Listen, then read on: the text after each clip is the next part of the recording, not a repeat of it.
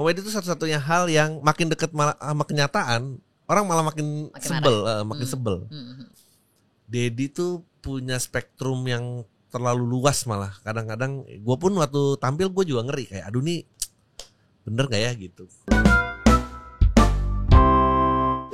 Tapi kan jadi komedian itu kan susah ya Dri menurut gue. Karena kan lo harus siap untuk, bukan ya mungkin gak semua komedian, tapi menurut gue ada harus siap untuk kayak disebelinnya gitu loh. Ya. Sedikit gitu. Ada gak sih gitu? Ya iya, karena gimana pun juga komedi itu formatnya membutuhkan korban, require a victim. Ini selalu ada perdebatan kayak bisa kok bikin joke yang menyinggung bla bla bla bla bla. Menurut gua enggak. Menurut gua pasti ada korbannya. Enggak mungkin entah paling diri sendiri. Ya paling enggak diri sendiri. Paling enggak diri sendiri. Jadi kalau apakah selalu ada chance untuk menyinggung orang? Iya jawabannya. Karena offense itu taken bukan given. Benar. Makanya I took offense kan. I took it gitu. Ya mungkin benar juga ya gitu. Karena kadang-kadang nih ya, maksudnya gue suka penasaran juga gitu kan, komika pada saat membuat materi apa gitu. Dan aku pikir ini benar terjadi nggak ya dalam kehidupan mereka gitu. Iya. Maksudnya kan kadang suka ada yang cerita gitu kan, kayak maksudnya kayak kayaknya hidup gue susah banget, kayak suami gue nyebelin banget, kayak istri gue ngeselin banget, apa kayak gitu-gitu. Kadang aku pikir apakah ini hiperbola? Karena kan orang suka, orang tuh kan terlalu literal ya, orang Indonesia tuh khususnya menurut gue sangat literal. Jadi kalau misalnya lo bikin joke soal I don't know your parents, mungkin orang akan, padahal sebenarnya mungkin nggak terjadi ya. Ini kan kayak film aja ya gitu. Mungkin lo bikin untuk menghibur, tapi orang lihatnya kayak beneran gitu. Itu gimana ya gitu? Maksudnya apakah ada mostly tuh ada nggak sih banyak komika yang emang kayak make up stories like that, atau emang rata-rata emang dipakai pengalaman pribadi? Karena itu kan nggak bisa dihindari ya. Sebetulnya pilihan ya mau pakai pengalaman pribadi atau enggak, tapi kalau mengquote kata Sting, it's your job to make it personal. I see. Kalau lo nonton My Next Guest-nya David Letterman tuh pas tamunya Jay-Z, dia nanya, apakah semua rapper itu memang liriknya autobiographical kayak yang kita dengar? Well, kata dia 90% of them are lying. 90% of them are lying. Jadi memang the job of performer itu to make sure ke audiensnya bahwa this is real. Makanya dunia make believe. Terserah, lu boleh pakai. Mau itu benar, mau itu cuma 10% benar. Iya, terserah, itu pilihan. Itu gitu kan. Tapi apakah orang tuh bisa jadi komedian atau komika lah gitu kalau nggak siap untuk disebelin orang? Apa everybody in the entertainment world tuh emang harus ada siap punya hater? Kayaknya emang harus siap ya. Oke.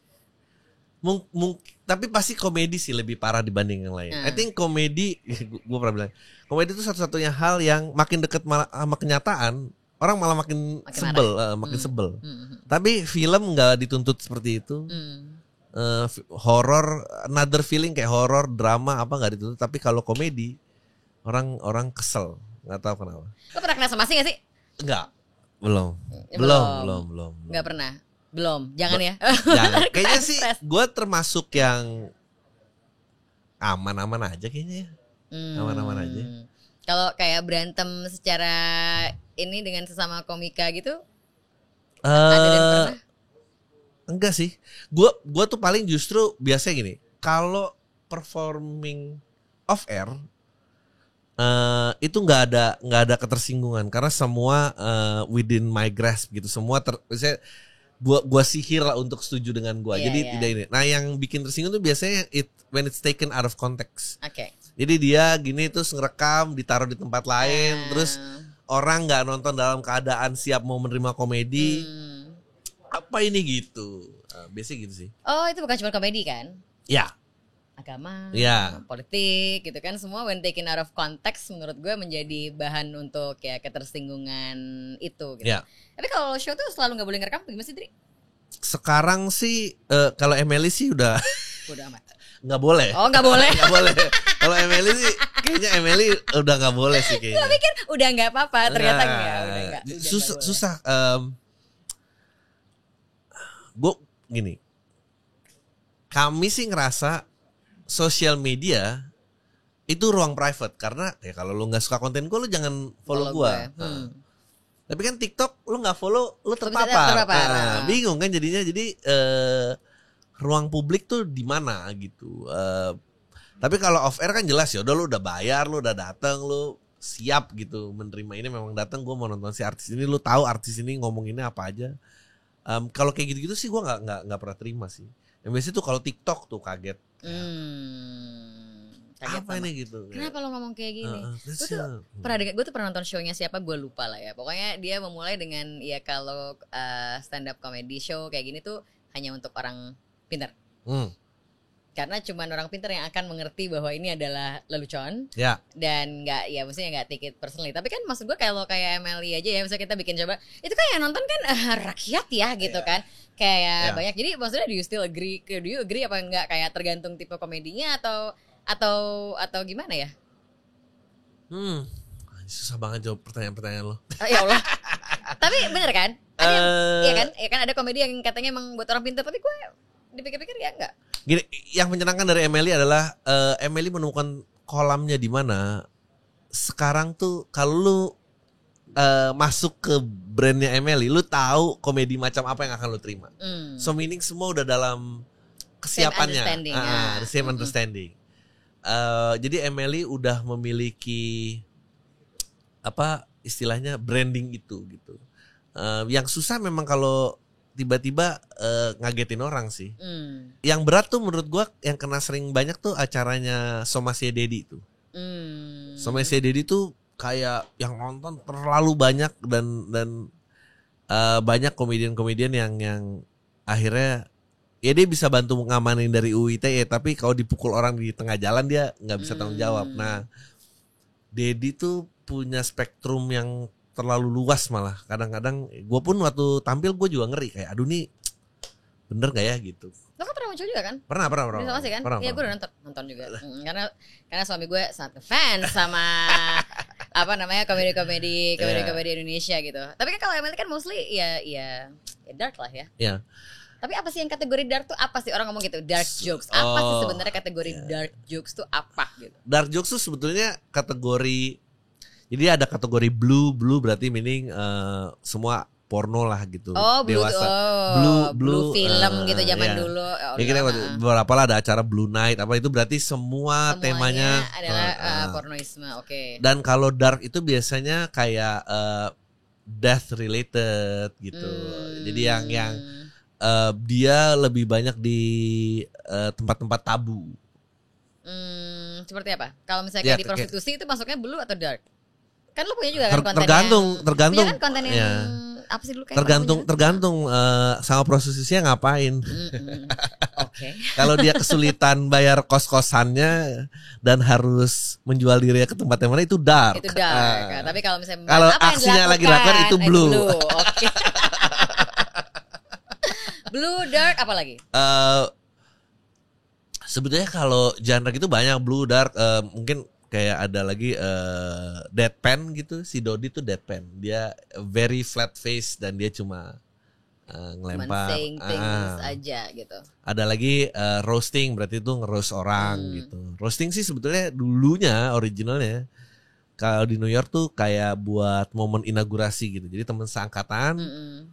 Jadi kan mereka tuh kayaknya roadmapnya talent search tuh di open mic. Sampai ketemu orang yang menarik. Biasanya TV acting kayak as label ke musisi datang kayak let's make a series apa. Nah pada saat orang itu kepilih, temen-temennya tuh biasanya bikin merayakan momen inaugurasi dengan merosting dia. Kenapa dia yang kepilih bukan gua, segala macam. Nah, akhirnya tapi itu format yang akhirnya juga sangat komersial dan itu dipakai gitu. Banyak kalau skit atau mungkin kalau skit slapstick itu juga ada. Kalau slapstick kan dari zaman dulu ya tinggal musical gitu. Juga ada. Meskipun pemainnya nggak banyak ya. Ventriloquist juga tuh format. Kalau kayak dark jokes kan kayak banyak ya peminatnya ya. Menurut lo kenapa? Apakah karena semua orang itu dark inside atau gimana? Itu yang menarik sih menurut gue. Kayaknya Indonesia tuh punya problem. Bukan punya problem sih, dia punya dua muka yang berbeda gitu. Muka yang dia tampilin ketemu orang tuanya sama muka pada saat dia udah malam gitu. Dan malam itu dia jadi personality yang lain gitu. Jadi gue ingat Patrick pernah cerita kan yang lo isi personal apa kayak psikotes apa gimana, dan ternyata kalau di ML itu banyak orang yang sebenarnya mungkin ya tertekan gitu bahasanya mungkin ya gitu. Nah, menurut lo itu kenapa? Apakah menjadi komedian itu tertekan atau karena misalnya gini, apakah jadi komedi bikin tertekan atau karena tertekan jadi komedian? Iya, maksudnya personality-nya itu kan. Personality-nya nggak gitu normal gitu waktu itu. Oke, gue nggak ngomong loh, tapi iya misalnya gitu. At least komedi yang gue suka gitu sih personality-nya. Ya. Meskipun nggak semua ya, maksudnya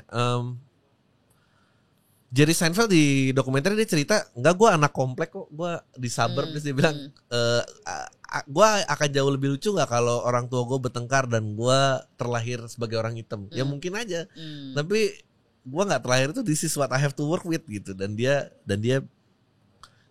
bisa juga gitu. Gue rasa itu personality kayak gitu itu entertainment in general sih menurut gue. Bahwa pada banyak orang yang menjadi performer sebenarnya punya kegelisahan. Gue ingat Adri pernah cerita yang materi paling gampang menjadi komedi adalah keresahan, kegelisahan. Ya berarti emang karena dari keresahan ya kan, pribadi yang unik. Tadi itu kan mungkin ada certain level of keresahan, kegelisahan yang lebih dari orang lain gitu. Apa itu yang lo rasain juga? Lo juga ada level keresahan, kegelisahan? Oh iyalah pastinya, maksudnya itu modalnya kan. Jadi modal jadi komedi adalah I think modal jadi seniman in general sih. Seniman in general. Waktu itu ada research tuh, pelukis di terapi. Pokoknya dia either dia ADHD atau dia skitso dia di terapi sampai sembuh. Habis itu nggak bisa ngelukis. Kalau gitu lo nggak akan menterapi dong ya anak-anak Emily ya. Jadi emang mau nggak mau dia berkelindan. Musisi juga gitu kan, banyak yang bikin albumnya setelah patah hati. Iya, gue rasa itu modal ya. Tapi again, kembali lagi menurut Sisting itu, I think it's your job to make it personal. So ada orang-orang yang ini datang come from a place gitu. Tapi juga ada orang yang begitu lihainya sampai kayak ini tuh personal apa buatannya gitu. Ya bisa di reach dari dua arah gitu. Tapi gue rasa kalau lo ada di pekerjaan yang menggantungkan diri lo berdasarkan penerimaan orang lain, pasti mental lo bermasalah. Oke, baik. Ya jadi kalau lo bisa jadi karyawan cuma nunggu dipuji bos lo baru ngerasa fulfilled, ya lo juga bermasalah. Lo juga bermasalah gitu, nggak mesti jadi. Nggak harus. Cuma kita taking it to the extreme aja. I see. Oke. Nah, kan tadi kita kan bicara soal ya kenapa Emily berbayar, karena komersil, karena butuh duit. Yeah. Gitu kan. Ini kan gue rasa juga ya karena gue kan di marketing kan juga lumayan lama gitu ya. Maksudnya I've seen an era di mana kayak komedi itu juga jadi salah satu channel lah, touch point gitu ya buat brand gitu. Nah, gue tuh suka stres kalau brand gue tuh mau pakai Emily sebagai talent. Ini gue bicara jujur aja ya gitu. Yeah. Kalau Adri sih gue mesti nggak apa-apa lah gitu, karena bisa. Tapi kalau yang lain kayak ini gimana ya nanti diapain? Gitu, ngerti kan lo? Ada perasaan kayak gitu gue. Ini gimana ya kalau brand gue nanti diapain ya? Apa ya kayak gitu ada gitu, ada ketakutan, walaupun akhirnya percaya dan akhirnya deliver kok gitu. Tapi kan karena ada profesionalisme itu. Tapi kan ya itu tadi persona yang dibangun kan adalah persona yang kayaknya ya sebodo amat dalam tanda kutip gitu kan. Sementara lo juga butuh, I think brand is also a session lah gitu buat kelangsungan hidup komersial perusahaan. Gimana selama ini kayak ini gak sih, emang udah tahu marketnya aja, atau pernah gak lo kaget banget ternyata lo kok nih brand kayak gini gue pikir gak akan pernah menyentuh komedi, terus ternyata komedi MLI deh ya gitu, terus tiba-tiba hadir gitu. Ya banyak sih gue sejujurnya. Gak usah sebut brandnya ya, gue takut mesti ini bertanggung jawab. Gue BUMN aja gue pernah gitu maksudnya. I think komedi tuh have a way untuk masuk ke pikiran orang dengan cepat gitu. Maksudnya ketawa tuh kan sebetulnya tanda agree dia. So if the makernya tahu cara navigate biar bisa ke dalam, ya dia cepet banget. Nah mungkin karena baru gitu ya di stand up di Indonesia, ya itu tadi kayak the profesionalitas untuk si setiap komediannya yang harus lebih dikalibrasi lagi gitu ya. Tapi sekarang sih gue rasa nggak ada yang serockstar itu juga sih gue rasa. Maksudnya nggak ada komedian yang serockstar itu? Maksudnya dalam artinya misalnya lu dikasih brand, dia nggak apa nih brand bodo amat. Dia nggak ada yang gitu juga gitu. Gue rasa nggak ada. Musisi masih lebih banyak gue rasa. Yang lebih kayak gitu. Iya. Gue rasa iya. Ya gue pernah sih ada musisi yang dikasih brand terus salah nyebut nama brandnya ada. Iya makanya. Gitu ada. Kalau komedian kayaknya gayanya doang kayak gitu. Gue rasa yang galak-galak tuh karena brand belum pernah mampir aja. Kalau udah tahu dimampir ya. Ya. Oh gini toh enaknya dimampirin. Semua idealis kalau belum ada brandnya. Ntar kalau udah ada. Lo sendiri merasa lo pribadi yang berbeda gak sih off and on stage, off and on social media, off and on camera? Gue berusaha kayak gini. Kalau di atas panggung atau sosial media lah, atau kan kayak ya 30% lebih ngocol lah gitu maksudnya. Tapi basisnya ada, segitu. Basisnya ada. Baseline-nya segitu. Di atas stage jadi lebih ngocol lagi aja gitu. Tapi kalau nggak lagi ngocol ya punya kekesalan yang mirip lah. Punya kekesalan yang mirip. Tapi Adri tadi kan baru cerita sebenarnya Adri tuh orangnya introvert gitu ya. Ini nggak sih kan banyak orang nanya, gue kan nggak bisa gitu. Gue kan nggak bisa jadi komedian walaupun gue ngerasa lucu gitu karena gue orangnya introvert. Does that stand atau enggak? Gimana? Kalau gue tuh as far as I can remember ya dari SMP. Itu kan kalau SMP tuh cewek-cewek senengnya wah tuh cowoknya sporty banget gitu, yang main basket gitu atau yang main musik cool banget gitu. Nah, gue tuh merasa diri gue ke spektrum itu jauh. Jadi lucu lebih deket. Lucu lebih deket. Kayaknya butuh effort yang lebih untuk kelihatan keren dan misterius di atas panggung gitu. Oke. Jadi lo milih jalur lucu. Ya, kayaknya itu lebih dekat gitu. Gue seneng banget olahraga, tapi gue gak pernah digandrungi saat gue berolahraga gitu. Oke, lebih digandrungi pada saat lucu. Jadi gue emang selalu seneng sama SMA. Gue dulu gak gitu banyak lah temennya. Terus gue punya satu temen namanya Coki. Kita kalau gak keluar weekend tuh Jumat malam kita cuma nongkrongin Sri Mulat. Dan itu selalu jadi kayak gue kayak ini tuh kenapa bisa menghasilkan tawa ya. Jadi kayak geeking over it gitu. Jadi instead of mengulik atau megang bola, juggling dan segala macem atau musik yang gimana, gue kayak lebih intens mengulik kayak ini gimana caranya orang ini ngapain dan ini bisa jadi ketawa. Itu sih kalau gue. Jadi sebenarnya lo mendalami apa? The art of ya itu ya. The art of comedy ya. Sebenarnya.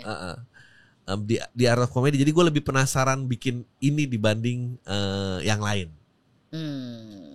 Tapi kan tadi kan lo bilang sendiri ya bahwa komedi itu kan sebenarnya banyakan gak lucunya ya. Ya. Ketimbang lucunya. Dan kalau misalnya ini kan sekarang it's becoming, gue tuh pernah bahas sama Din gitu kan. Kadang-kadang hobi yang menjadi pekerjaan itu tuh berat. Karena mungkin kita jadi nggak punya hobi lagi. Itu lo merasakan juga. Misalkan ini kan hobi lo nih. Hobi lo kan adalah mengulik kenapa bikin orang ketawa. Itu adalah hobi. Tapi sekarang kan that hobi adalah mata pencaharian lo. Gitu. Ada nggak perasaan bahwa lo jadi gue mesti cari hobi baru lo, ini nggak jadi hobi lagi buat gue, ini jadi tekanan? Kalau as a performer nggak capek, sebagai talent management capek. Itu yang bikin capek. Dengar tuh. Kalau nggak tahu ya. Kalau gue sih misalnya sebenarnya capek kan karena sosial media dan segala macam. Kalau si Jerry Seinfeld tuh bikin materi misalnya sejam nih. Terus tahun depan dia cuma buang 10%,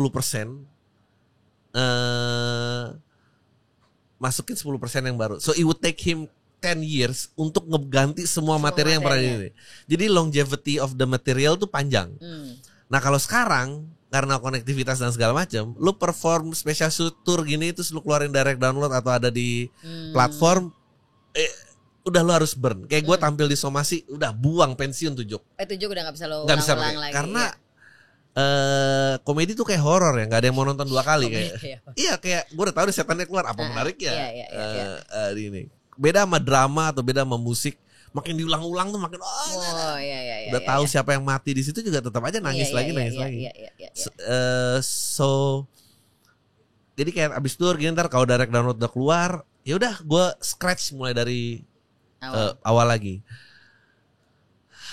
Agak mixed feelings. Jadi kayak waktu pertama kali nulis lagi aduh gue bisa gak ya, gue masih lucu gak ya, aduh gue nyampe gak nih materi ini. And then, tapi lu work in every night gitu, lama-lama kayak ternyata this is even better than yesterday gitu. So gue malah menikmati momen-momen itu sih, untuk jadi zero lagi. Kadang juga ada momen dimana kayak wah Adriano Calvi gue udah tahu dia akan say something gitu. Nggak menarik. Gue lebih suka kadang-kadang di open mic yang orang nggak ini kayak ayo dong gue lagi ada joke nih ngemis. That part gue as a performer gue suka banget. Tapi kalau misalnya kayak profesionalitas yang lain, misalnya comedy consultant atau development script apa, itu punya pressure profesional yang lain lagi karena itu udah involve a lot of parties dan maksudnya kan you have to adhere to apa yang mereka mau kan. Yang itu yang capek. Ada brand message-nya kan misalnya, kadang-kadang ada ini ya key message. Kalau ini kan enggak kan, nggak ada. Kalau as a performernya gue enggak. Ya tapi kan kalau misalnya kayak gue ngobrol sama Adri tuh menurut gue nggak suka ngelucu gitu. Iya sih. Iya kan, lu tuh kan bukan tipe yang kayak class clown gitu nggak? Mengeluarkan ini apa gitu. Berarti emang keseharian gitu sama istri sama apa gitu juga enggak. Gini, gue tuh sangat beruntung gue ketemu stand up. Jadi Adri yang skeptis ada tempatnya. Dulu sebelum ketemu stand up, misalnya gue pacaran sama siapa atau apa, itu kasihan menurut gue. Itu cuma kayak limpahan insecurity gue, insecurity gue dan segala macam gitu. Padahal kan in real life mestinya gue nggak hidup kayak gitu. Kasian kalau gue cuma pulang kerja atau macet terus gue taking on someone gitu, dia harus terima. Dan ternyata kalau skeptisan ini ada panggungnya lumayan ya gitu. Ternyata hidup gue lebih sehat. Lebih sehat? Dapat duit lagi ya? Iya, lebih sehat. As a person gue jauh lebih baik. Jadi mungkin buat orang-orang yang punya skeptis, mungkin lo bisa saranin ya, lo suruh stand up aja ya. Mungkin itu akan membuat menurut gua, outlet hidup lo lebih baik daripada lo marah-marah sosial media gitu, nggak juntrung. Compartmentalize your mental illness menurut gue. That's the best recommendation yang gue bisa. Apa maksudnya your mental illness? Iya.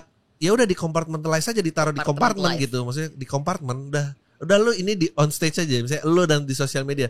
In real life lu jangan bawa ini ke real life. Kasian orang yang di sebelah lu gitu. Misalnya lu ADD dan attention lu pendek, ya udah di atas panggung aja lu hiperaktif. Turun lu jadi pribadi yang lumayan gitu. Iya. Karena kan emang gue setuju sama itu kan, we all have our own kind of crazy. Iya, kita have our own kind of crazy. Semua punya crazy-nya masing-masing gitu ya. Mungkin itu juga ya. Dan crazy di situ aja. Iya, jangan jadi beban orang lain, kasihan. Jangan jadi beban orang lain. Oke. Sebenarnya ini ya, I think probably selama kenal Adri this is the longest time gue ngobrol sama Adri, dan gue sangat menikmati sih sejujurnya gitu ya. Mungkin nanti ya ini sisi-sisi Adri yang ya mungkin aku gak pernah tahu juga, dan mungkin gak tahu deh, compartmentalize your mental illness juga mungkin itu juga nasihat yang gak pernah gue denger juga sih sebelumnya gitu ya. Mungkin hanya datang dari Adriano Calvi aja. Tapi Dri, ini buat yang lagi nonton gitu ya, mungkin lagi mikir bahwa kayaknya gue pengen masuk ke komedi, gue pengen masuk ke, seperti kata lo kan, banyak yang pengen jadi bintang. Nah mungkin menjadi bintang ya seperti kata lo, mungkin daripada gue jadi penyanyi, jadi aktor gini, mungkin lebih gampang gue lucu aja kali ya gitu kan. Apa sih yang harus dimilikin sama orang-orang yang mau masuk ini? Endurance ya, maksudnya. Kalau gue sih percaya zaman yang pilih orang, yang bukan orang yang pilih zaman ya. Jadi lu harus jatuh cinta sama prosesnya aja. Kayak gue tuh jatuh cinta sama kenapa joke tuh bisa works, dan gue ngulik itu terus menerus. Karena kalau berharap kayak kenapa belum gue yang ada di atas sana, kenapa Coki lagi gue juga lebih pinter, kenapa Coki keluar langsung ini. Gue juga lebih pinter kayak itu capek dan kayak lu ngelihat fame tuh cuma tip of the iceberg gitu, lu nggak tahu yang gagal di bawah itu tuh banyak banget. So mendingan lo jatuh cinta sama apa yang lo buat, udah lo jalan aja dengan kepala nunduk. Semoga zaman berpihak sama lo, kalau enggak ya paling enggak lo jatuh cinta sama prosesnya lah gitu. I think menarik bahwa zaman yang memilih orang, orang nggak milih zaman. Tapi maksud gue itu kayak, I think itu testament dari yang awal tadi lo bilang bahwa orang itu juga harus fleksibel supaya zaman terus memilih kita. Karena kan maksudnya kita ya sekarang umur, ya gue lebih tua sedikit daripada Adri ya. Misalnya saya gue in my 40s gitu ya, di zaman gue umur 20-an, zaman kan suka sama orang yang seperti ini. Zaman gue umur 30 zaman suka sama orang yang seperti ini, 40 zaman orang seperti ini. Ya gue juga harus jadi orang yang dipilih oleh zaman dengan dan caranya gimana menyesuaikan zaman. Sebenarnya gitu kan? Iya, kayak enggak, maksudnya kayak lu kan konsisten nih, lucu ya. Mungkin di dekade di tahun 90-an belum berkiblat gitu, tapi kan sekarang udah lebih berkiblat, jadi karena lo konsisten tiba-tiba tak ketemu gitu. Bisa jadi. Bisa jadi kayak gitu karena lo stand against the time jadi ada the time chose you. Iya gitu. Karena the time chose you karena kasihan banget sih lo gitu. Lo dari dulu udah usaha nih akhirnya lo dipilih juga oleh zaman. Ya sebenarnya itu menarik. Jadi either lo konsisten banget atau lo juga adaptif. Bisa jadi dua. Iya, bagaimana caranya zaman memilih lo. Iya, menurut gue ikutin aja. Jadi ya teman-teman semua, tips terakhir dari Adriano Colby adalah bagaimana cara dipilih oleh zaman. Dan kalau misalnya mungkin ada ketertarikan menjadi komedian, gimana sih bisa daftar nggak sih sebenarnya masuk ML itu? Nggak ada. Kalau masuk ML ya, masuk ML beda soal. Oh beda soal. Kalau mau jadi komedian, ya datanglah ke tempat open mic biasanya di tiap kota ada komunitasnya, bisa dicek kapan. Oh gitu. Datanglah bawa joke dan coba. Berapa kali sih lo mesti coba? Biasanya kan karena ada orang yang ngebom terus aja gitu ya. Gue penasaran gitu. Sampai berapa kali sih misalnya gue mesti coba terus kayak ya udah deh gue udah coba 100 kali nih kayaknya emang gue nggak lucu deh orangnya gitu. Atau lo mesti coba terus aja sampai zaman memilih lo gitu. Gue nggak tahu. Ya, gini, Oza hari ini, Oza itu berawal dari penjual tiket di pintu comedy club. Oh. Oza tuh ngebom terus sampai dia udah hampir mau berhenti. Nggak lucu kan? Nggak lucu. Sampai akhirnya dia ketemu his voice yang bikin dia stand apart dari yang lain. Baru tuh dia naik. Nah itu prosesnya lumayan lama sih gitu. Gue sih nggak tahu ya kalau gue ngebom berturut-turut mungkin gue juga udah berhenti. Untungnya yang pertama tuh pecah. Jadi gue ada feeling ingat gitu. Bahwa gue pernah pecah. Itu kan pernah kok ini kenapa nggak bisa ya? Tapi gue juga kayak menemukan Adriano Colby on stage tuh mungkin 2 tahun 3 tahun gitu ya. Lumayan ya. Ya tadinya niru-niru orang, pengen pinter, pengen apa, dan sampai ini oke. Apa nih? Ini itu apa?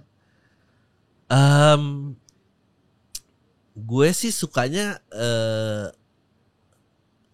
ya gue tuh blow on juga gitu. Gue appear on stage tuh gue a grumpy person. Gue I may appear like I read books padahal kenyataannya enggak juga. Ya hal-hal gitu sih kalau gue. Oke, terima kasih sekali lagi Adri dan thank you teman-teman juga udah dengerin obrolan aku sama Adri. Nantikan selanjutnya ABCD bersama saya Desi Bahir dan yang lain lagi. Sementara ini saya pamit dulu. Saya Adriano Colby juga pamit. Saya Desi Bahir, sampai ketemu, bye.